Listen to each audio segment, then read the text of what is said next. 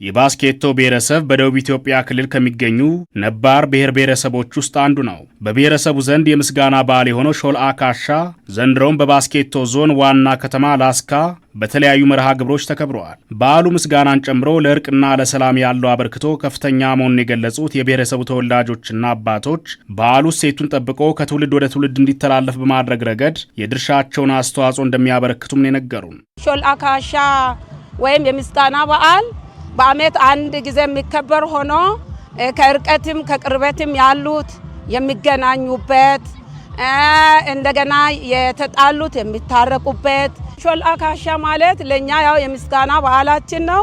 እጅግ በጣም በጉጉት የምንጠብቀው ልጆቻችን ስለዚህ በዓል ትክክለኛው ግንዛቤና ረዳድ እንዲኖራቸው እያስተማርን እንገኛለን። በዓሉ እሴቱን ጠብቆ ከትውልድ ወደ ትውልድ እንዲተላለፍ ከፍተኛ ኃላፊነት ስላለብን ያንኑ እየፈጸምን ነው የምንገኘው። የባስኬቶ ዞን ዋና አስተዳዳሪ ሳሙኤል ደሳለኝ ሾልአ ካሻ የእህል ምርት መድረስና መሰብሰብን ተከትሎ በየዓመቱ በብሔረሰቡ ተወላጆች ዘንድ የሚተገበር የምስጋና በዓል መሆኑን ያነሳሉ።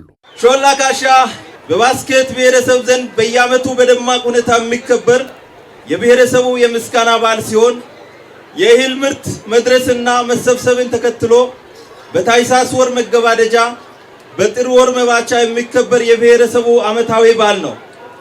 በሾልአ ካሻ የባስኬት ብሔረሰብ አባላት ዝናቡንና ፀሐዩን በማፈራረቅ ለምድሪቱ ምርትን ለሰጠው ፈጣሪ ወይም ጾሲ ምስጋና በማቅረብ የሚያከብሩት በርካታ እሴቶችን በውስጡ ያቀፈ ድንቅ ባህላዊ ስርዓታችን ነው።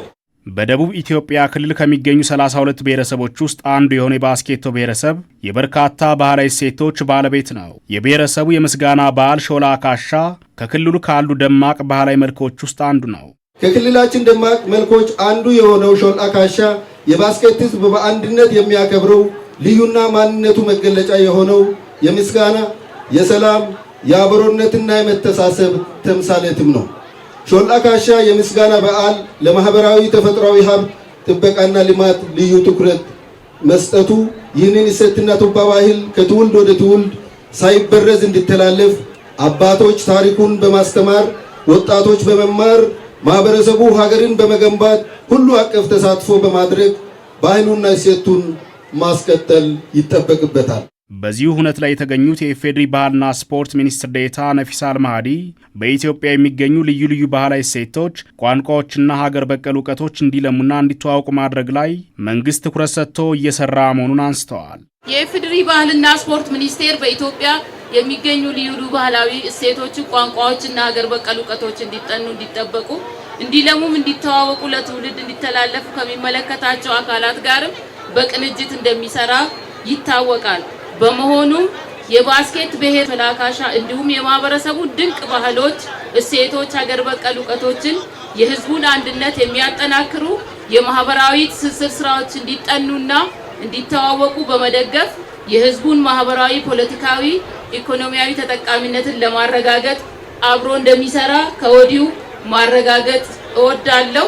የባስኬቶ ብሔረሰብ የምስጋና በዓል የሆነው ሾልአ ካሻ ቱባ ባህሉን በዩኔስኮ ማስመዝገብ የሚያስችሉ ተግባራት ላይ አበክረው መስራት እንደሚገባም ተጠቁመዋል። እነዚህን ድንቅ እሴቶችን አቅፎ የያዘውን ሾልአ ካሻ የምስጋና በዓላችንን በዓለም አቀፉ የማይዳሰስ ቅርስ ጥበቃ ዩኔስኮ ለማስመዝገብ ጥረት ማድረግ የዚህ ጊዜ ትውልድ ኃላፊነት መሆኑን በመገንዘብ አበክረን መስራት አለብን። ሾልአ ካሻ የምስጋና በዓል ለአካባቢ ጥበቃና ደን ልማት ልዩ ስፍራ የሚሰጥ ሲሆን በዚሁ በዓል ላይ መልካም የሰሩትን ማመስገን ጨምሮ ሌሎችም በርካታ ባህላዊ እሴቶች ተግባራዊ ይደረጋሉ። በዓሉ ዘንድሮ ለ17ኛ ጊዜ ነው የተከበረው።